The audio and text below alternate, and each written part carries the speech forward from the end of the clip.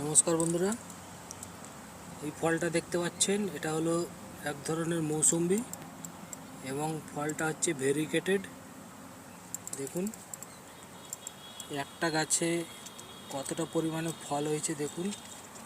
গাছটা কিন্তু খুব একটা বড় নয়, গাছের হাইট কমপক্ষে 3 থেকে 4 ফুটের ভেতরে আছে এবং একটা গাছে ফল দেখুন, একটা, দুটো, তিনটে, চারটে, পাঁচটা,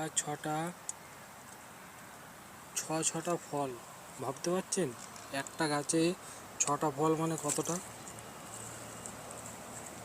ভিডিওটি ভালো লাগলে শেয়ার করে সাবস্ক্রাইব করে পাশে থাকবেন এই ধরনের ভিডিও পাওয়ার জন্যে।